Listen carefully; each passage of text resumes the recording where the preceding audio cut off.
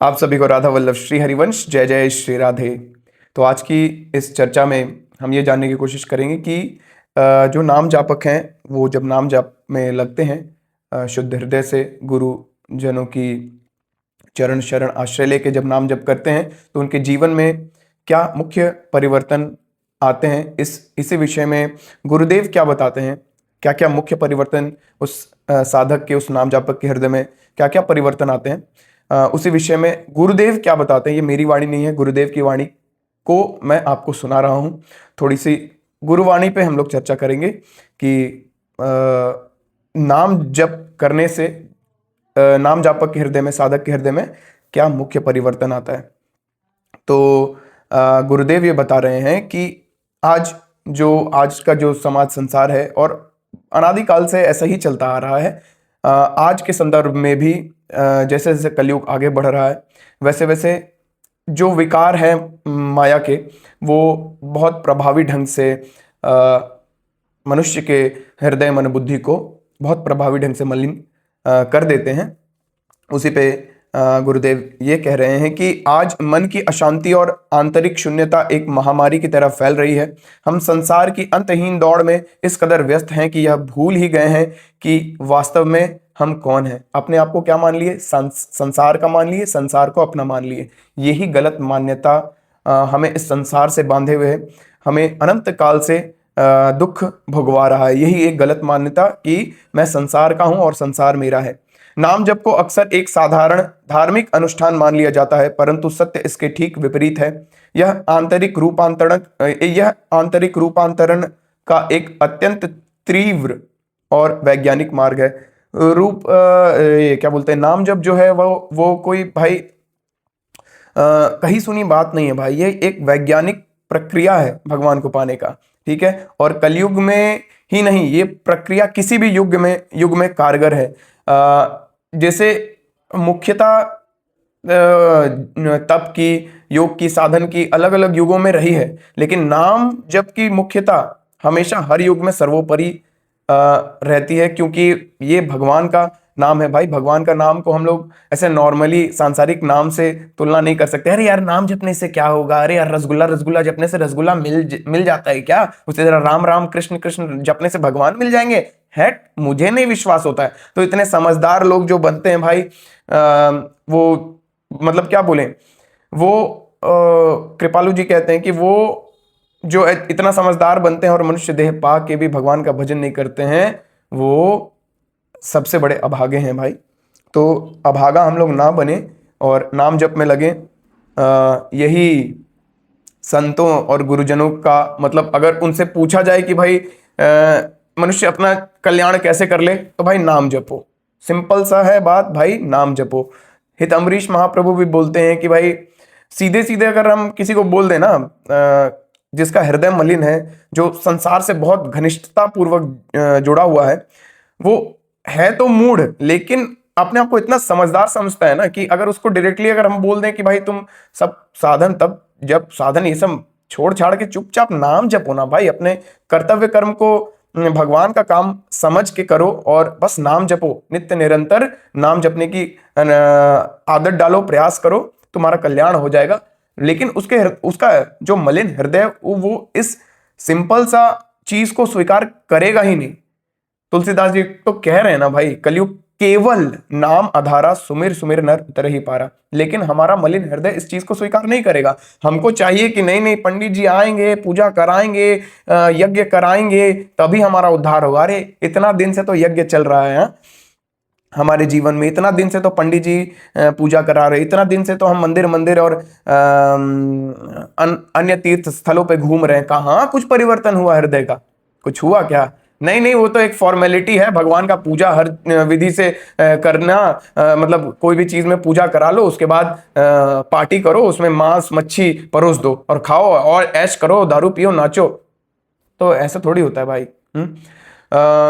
भगवान को खेल समझोगे तो भगवान तुम्हारे जीवन में खेल कराते रहेंगे, है ना। सुख दुख की आंधी में हिंडोले ऊपर नीचे करते रह जाओगे, है ना। परम आनंद का कभी अनुभव नहीं कर पाओगे, हृदय की स्थिरता का कभी अनुभव नहीं कर पाओगे, ठीक है। इसलिए नाम जप ही एकमात्र साधन है भाई, जो कि इस भव सागर से हमें तार सकता है, ठीक है, इस 84 के चक्कर को काट सकता है, इस सुख दुख रूपी द्वंद को जड़ मूल से उसका नाश कर सकता है, ठीक है।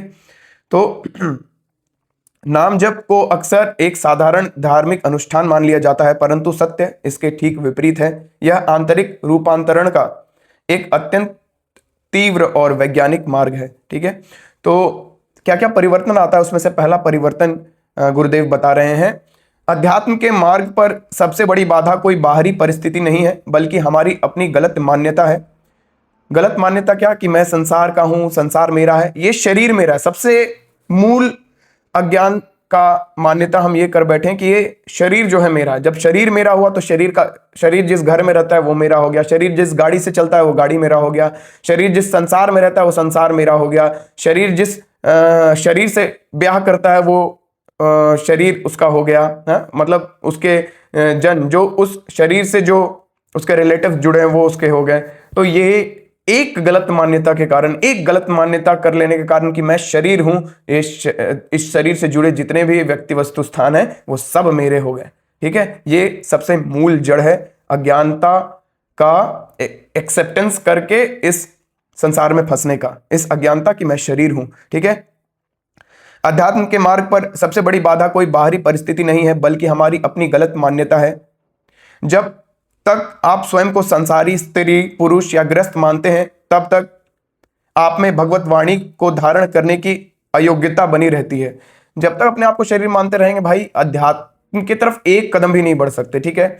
और भगवान अतिशय कृपा करके कहीं से ये सुनने को डाल देते हैं कि भाई जो तुम एक्सेप्ट करके रखे हो ना, तुम जो दुख भोग रहे हो ना, तुम सब कुछ पाने के बाद भी तुम दुखी हो ना, उसका एकमात्र कारण है इसी अज्ञानता को स्वीकार करके रखना कि मैं शरीर हूं। जीवात्मा क्या है, जीवात्मा कौन है, जीवात्मा कहां से आई, ये सब प्रश्न हृदय में नहीं उठता। और ये तब तक नहीं उठेगा जब तक किसी प्रेमी जन, किसी संत जन का हमारे जीवन में आगमन नहीं होगा। और हमारे जीवन में आगमन सिर्फ और सिर्फ हरि कृपा से होता है, और हरि की कृपा सिर्फ और सिर्फ सेवा से होती है। सिर्फ और सिर्फ अन्य मार्ग की अगर गुरुदेव कृपा कर दें तो भाई हरि की कृपा तो निश्चित होनी ही होनी है। लेकिन गुरु आएंगे कैसे, गुरु को भेजेगा कौन जीवन में? गुरु को हरि ही भेजते हैं भाई, अपने जनों को इधर उधर नहीं भेजते, ठीक है। जिसका हृदय सेवा करते करते शुद्ध हुआ है, द्रवित हुआ है, उसके जीवन में ही गुरु का आगमन होता है। और ये सब चीज ऑटोमेटिक होता है भाई, किसी ढूंढने का जरूरत नहीं है गुरु को। आप सेवा करो, आप अपना हृदय शुद्ध हृदय से भगवान का मान के अपने माता पिता का, अपने बच्चों का, अपने समाज का, अपने देश का सेवा करो। कुटिलता ना दिखाओ, चोरी चकारी छल कपट ना करो किसी के साथ, ठीक है। तो इस भाव से कि ये सारा जगत संसार का है, इस सारे जगत में जो भी वस्तु व्यक्ति स्थान है सब भगवान ही बने हुए हैं। मैं तो एक निमित्त मात्र, मुझे कुछ दिन के लिए संसार की सेवा के लिए शरीर मिला है, भगवत प्राप्ति के लिए शरीर मिला है। इसी भाव को हृदय में दृढ़ता पूर्वक मानते हुए सेवा करो तो जरूर से जरूर भगवान किसी अपने प्रेमी जन का हमारे जीवन में आगमन कराएंगे। और जब उनका आगमन होगा तो हम सत्संग जब करेंगे, जब प्रथम भक्ति संतन कर संगा, जब संत जन का संग हमारे जीवन में हो जाएगा, तब दूजी भक्ति मम कथा प्रसंगा, तब भगवान के कथा श्रवण के मतलब श्रवण सुनते सुनते भगवान में प्रीति हो जाएगी। तब हमको असली पता चलेगा कि यार भगवान सब कुछ करा रहे हैं, हम तो अपने आप को मूढ़ सोच रहे थे कि सब हम कर रहे हैं। लेकिन तब असली आपको बात पता चली कि भाई सब कुछ भगवान के द्वारा ही किया जा रहा है, और भगवान ही सर्वोपरि सब चीज को नियंत्रण करके सब चीज को नियंत्रित कर रहे हैं। वो और कितने करुणामय, कितने कृपालु हैं, कितना प्यार करते हैं हमसे कि हम एक कदम चलते हैं वो हमारे तरफ 100 कदम दौड़े चले आते हैं। ये सब बातें आपको बिना सत्संग के पता नहीं चलेंगी, नाम जप में प्रीति नहीं होगी, नाम जप करना शुरू नहीं करेंगे, ठीक है। तो सेवा करेंगे तो भगवान संत जन अपने प्रेमी जन को हमारे जीवन में भेजेंगे, उसके बाद सब कुछ वो करा लेंगे गुरुजन, ठीक है। तो ये जो गलत मान्यता है कि हम संसारी हैं, हम संसार के हैं, संसार हमारा है, हम स्त्री हैं, हम पुरुष हैं, हम गृहस्थ हैं, यहाँ पे हम कुछ नहीं है भाई, हम तो जीवात्मा हैं, भगवान के अंश हैं, न स्त्री है न पुरुष है, हम तो भगवान के अंश हैं, ऐसा मानना है। तब तक जब तक ऐसा गलत मान्यता रखेंगे तब तक भगवत वाणी मतलब क्या, सत्संग हमारे हृदय में नहीं उतरेगा। नहीं उतरेगा। उल्टा कटोरी में खाना नहीं डाला जा सकता, खाना गिर जाएगा, पानी गिर जाएगा। उसी तरह जब तक सत्संग नहीं करेंगे तब तक हमारा कटोरी सीधा नहीं होगा, हमारे हृदय का कटोरी उल्टा है। इसीलिए भागवतिक रस जो है उसमें ठहर नहीं सकता, जो सत्संग रूपी रस है उसमें ठहर नहीं सकता। जैसे जैसे हम सत्संग करेंगे तो सत्संग करते करते हमारा हृदय भगवान, मतलब जो हमारा हृदय भगवान से विमुख है वो भगवान के सम्मुख हो जाएगा। जब भगवान के सम्मुख हो जाएगा तब भगवान की बातें हमारे हृदय में उतरने लगेंगी। ठीक है, यह पहचान अध्यात्म ये जो जब तक आप स्वयं को संसारी स्त्री पुरुष या गृहस्थ मानते हैं तब तक आप में भगवत वाणी को धारण करने की अयोग्यता बनी रहती है। यह पहचान अध्यात्म की अस्वीकृति है। ठीक है, मतलब ये पहचान करना कि मैं स्त्री हूं, मैं पुरुष हूं, ये सब जो गलत मान्यता है ये अध्यात्म की अस्वीकृति को पैदा किया रहता है। मतलब वो अस्वीकार करेगा, अध्यात्म को लेगा ही नहीं। ठीक है, वो अध्यात्म को एक्सेप्ट ही नहीं करेगा उसका हृदय।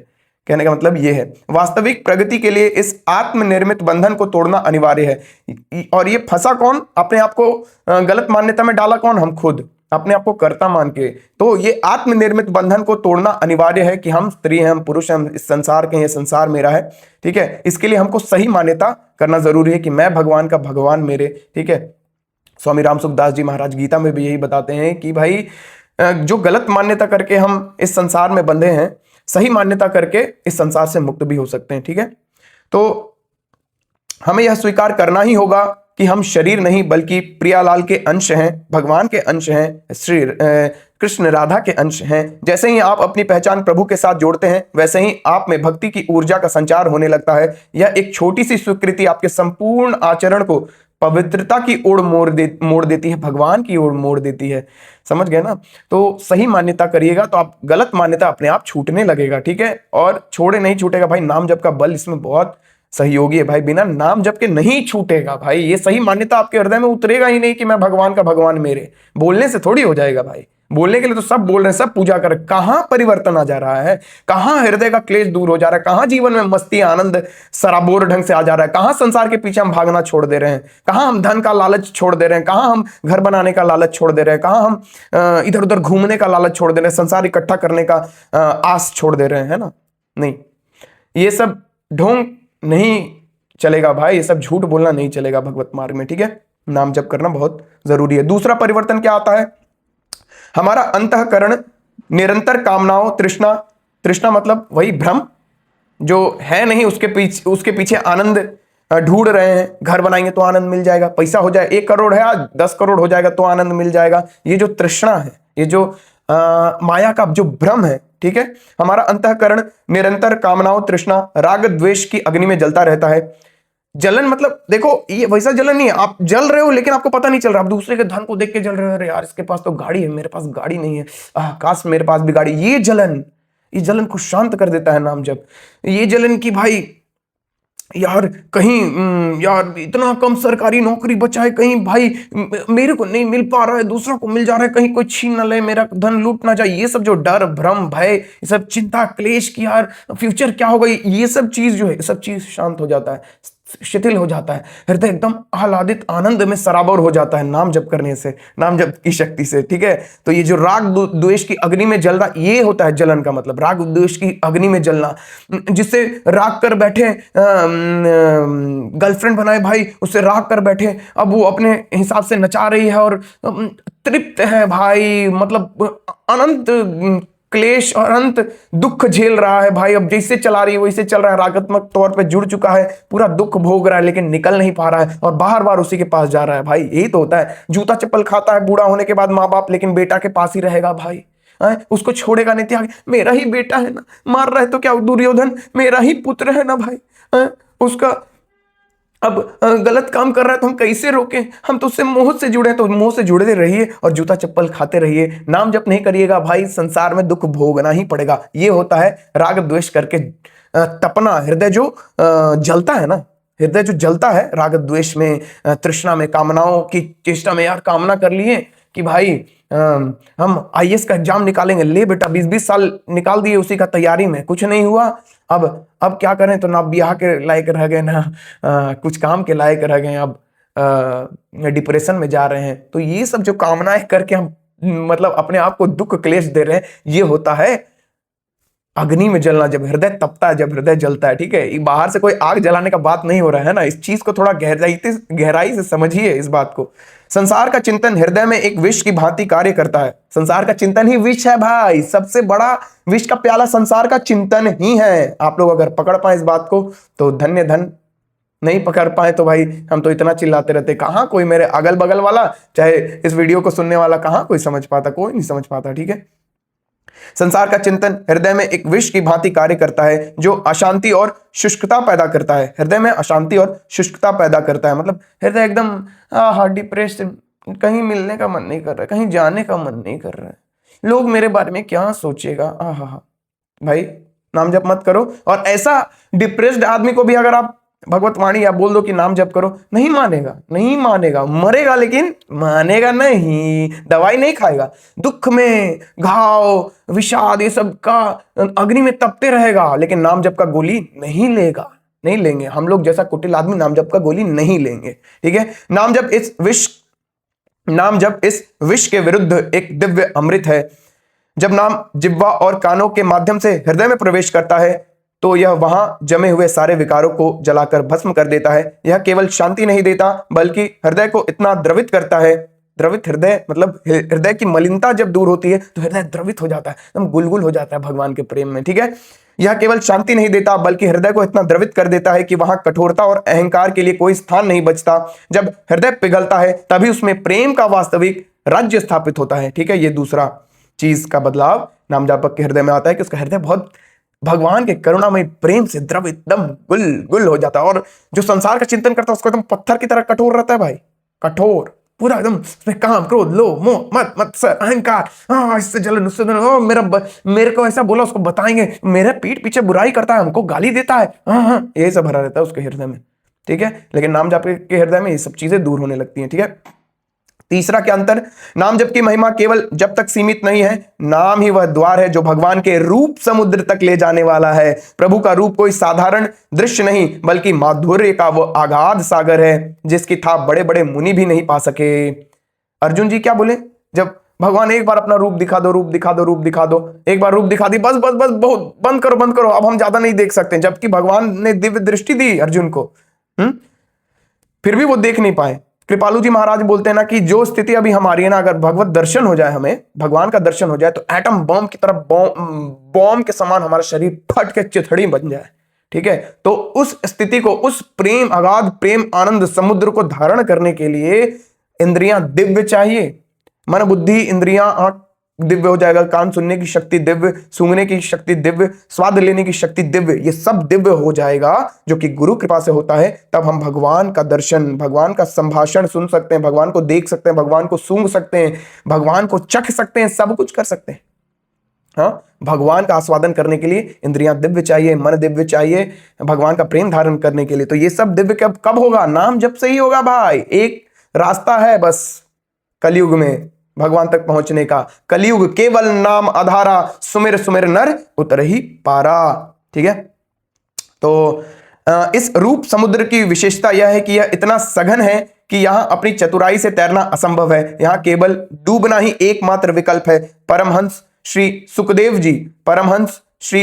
जी जो पूर्णतः निर्गुण अवस्था में स्थित थे, वे भी प्रभु के रूप का वर्णन सुनकर अपनी सुध-बुध खो बैठे और इस रूप समुद्र में डूब गए। मोक्ष को प्राप्त महापुरुष भी जब भगवान के रूप के विषय में सुनते हैं, भगवान के रूप का एक झलक पा लेते हैं ना, बस सब जब तब साधन हटो भाई, बस हमको भगवान चाहिए, हमको भगवान ही चाहिए, हमको नहीं चाहिए ये ब्रह्मलीन होने का आनंद, हमको भगवान के उस दिव्य परमानंद, उस आनंद घन मूर्ति का जो लेश मात्र का जो आनंद है, बस उतना ही दिला दो हे प्रभु, उतना ही दे दो मुझे ये ब्रह्मानंद नहीं चाहिए, मुझे ये मोक्ष का आनंद नहीं चाहिए। ठीक है, तो सुखदेव मुनि जो है, परमहंस श्री सुखदेव जी, वो निर्गुण अवस्था मतलब निर्गुण निराकार पर ब्रह्म में स्थित महापुरुष थे, लेकिन जब उनको भगवान के रस का हल्का सा लेश मात्र आस्वादन हुआ तो ब्रह्मलीन जाए भाड़ में, मोक्ष का सुख जाए भाड़ में। अब हमको परमानंद, भगवान का दिव्य सुख, सच्चिदानंद सुख चाहिए, भगवान का रूप माधुरी का सुख चाहिए, भगवान के क्या बोले सगुण साकार रूप का, श्री कृष्ण के रूप का सुख चाहिए, है ना। ठीक है, तो प्रभु का सुख ऐसा है कि ब्रह्मलीन महापुरुष भी प्रभु के रूप का सुख आस्वादन करने के लिए क्या कुछ नहीं करते। कितना मजा है भाई। लाडली जू श्री राधा और लाल जू श्री कृष्ण की मंद मुस्कान और तिरछी चितवन मुनियों के मन को भी मोह लेने वाली है। नाम जप ही वह शक्ति है जो साधन को उस स्थिति तक पहुंचाती है जहां वह संसार के मिथ्या रूपों को भूलकर इस शाश्वत सौंदर्य में डूब जाता है। भाई जो संसार में जो बढ़िया बढ़िया फेस वाला लड़का लड़की सब घूम रहा है ना भाई, ये सब क्या है भाई? मल मूत्र का भांड, मल मूत्र का पिंड है ना। हम लोग क्या है भाई? मल से, मवाद से, पित्त से, खून से भरे हुए एक थैली ही तो है। तो इस थैली के आसक्ति को छुड़ा देने वाला सिर्फ और सिर्फ नाम जप है, और भगवान के उस सच्चिदानंद रूप का आस्वादन कराने वाला सिर्फ और सिर्फ नाम जप है भाई। ठीक है, क्या बोले भाई? ये सब सांसारिक सुख तब तक हृदय को सुख पहुंचाता है जब तक उस परमानंद का सुख का लेश मात्र भी हृदय को नहीं छूता। अगर उसका लेश मात्र भी छू क्या जाए, लेश मात्र भी अनुभव हो जाए ना उस सच्चिदानंद सुख का, तो संसार का सुख मलवत उल्टी के समान त्याग दिया जाता है, त्याग देता है, हृदय छोड़ देता है। हृदय जब छोड़ दिया, जैसे एक चीज हम लोग नहीं होता है कि हृदय से किसी को निकाल दिया, अब उससे कोई मतलब, हृदय से मोह खत्म हुआ तो कोई मतलब नहीं। तो संसार का मोह को नाश करने वाला सिर्फ और सिर्फ नाम जप है। उसके बाद संसार की तरफ मन ही नहीं जाएगा और राजा बन के घूमोगे। ठीक है, भिखारी कौन है? जो चाह रहा है संसार से सुख, वही तो भिखारी ना। जब संसार से ही हम सुख नहीं चाहेंगे, अरे मिले नहीं मिले उससे क्या मतलब पड़ता है, मेरे को तो सच्चिदानंद भगवान का परम सुख मिल रहा है, परम आनंद मिल रहा है। ठीक है, तो चौथा क्या अंतर बता रहे हैं गुरुदेव? नाम जब अपनी परिपक्व अवस्था में पहुंचता है तो वह तैल धारावत, तेल की अटूट धारा की तरह निरंतर हो जाता है। फिर उसे जपना नहीं पड़ता, वह स्वयं चलने लगता है। इस अवस्था में नाम जिह्वा पर नाचता है, आंखों से अश्रु बनकर बहता है और हृदय में एक नित्य नूतन वियोग की अग्नि प्रज्वलित कर देता है। वियोग मतलब भगवान से बिछुड़न का, कि भगवान मेरे में, अरे और उस एक एक अश्रु में, उस एक एक भगवान के लिए बहाए हुए आंसू में कितना आनंद है, वो तो कोई आंसू बहाने वाला ही जाने, है ना भाई। मतलब मत समझो ऋषि मुनियों को, साधु जनों को, जो तुम देखते हो भगवान के लिए रोना, वो दुखी नहीं है भाई, वो स्वाद ले रहे हैं हर एक बूंद का, उस अनंत आनंद के सागर का स्वाद ले रहे हैं भाई।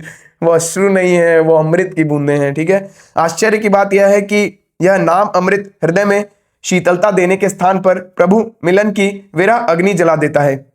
आश्चर्य की बात यह है कि यह जो नाम अमृत है, जो ये नाम जप है, हृदय में शीतलता देने के स्थान पर प्रभु मिलन की विरह अग्नि जला देता है भाई। प्रभु मिलन के लिए पात्र बना देता है। अनंत काल से जो हम दुख भोग रहे भाई, उस सब दुख को मिटा के हमें जो इस मनुष्य जीवन का जो परम लक्ष्य है उसकी तरफ मोड़ देता है, उसको प्राप्त करा देता है भाई। क्यों नहीं नाम जपते हैं? हम अपने लिए बोल रहे हैं भाई, क्यों नहीं नाम जपते हैं भाई?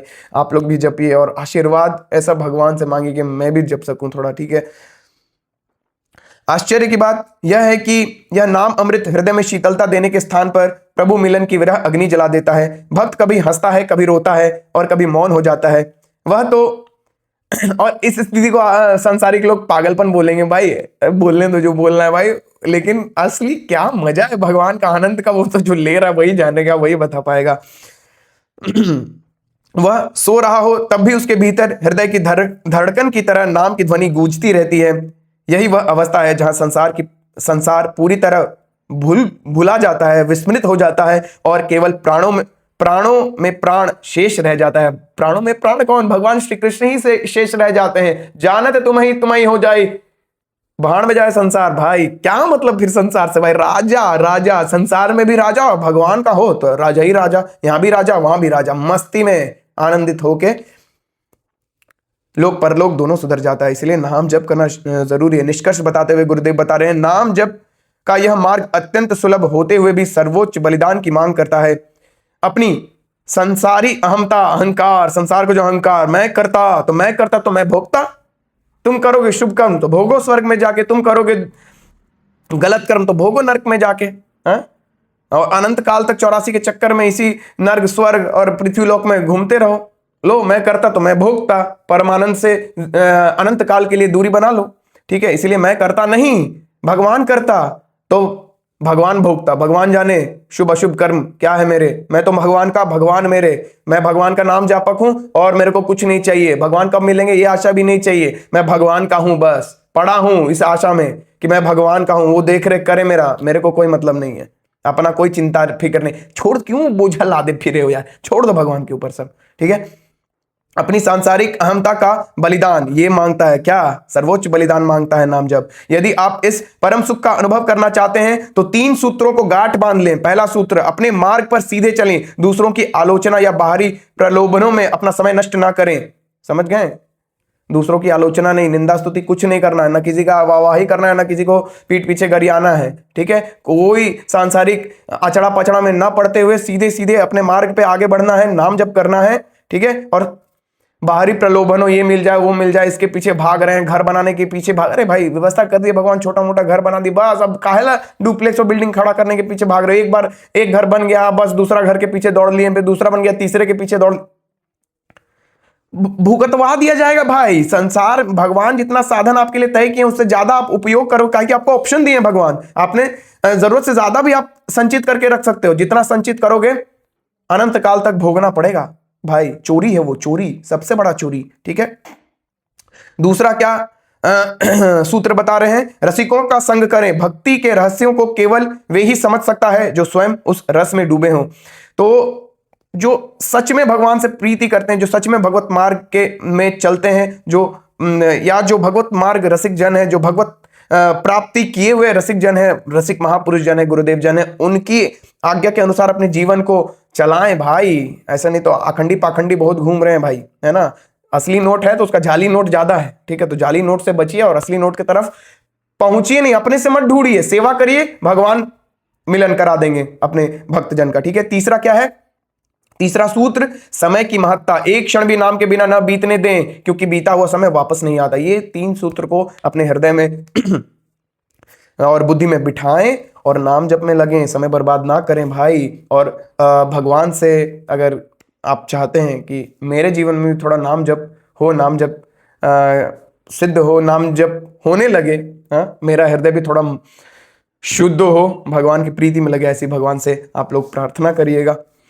इसी मंगल कामना के साथ कि आप लोग आज की चर्चा सुन के थोड़ा नाम जप में लगेंगे, थोड़ा समय नाम जप में भी देंगे। थोड़ा क्या, अधिक से अधिक देना है, लेकिन भाई थोड़ा देने का तो शुरू करो, देंगे। और नित्य सत्संग में लगे रहेंगे, संत जन महत जनों का सेवन करेंगे, उनके चरण आश्रित होके अपने जीवन को उसी भगवान के डायरेक्शन में चलाएंगे। इसी मंगल कामना के साथ आप लोगों से विदा लेता हूं, मिलूंगा नेक्स्ट वीडियो में। तब तक के लिए आप सभी को राधा वल्लभ श्री हरिवंश। जय जय श्री राधे, श्री राधा वल्लभो जयति।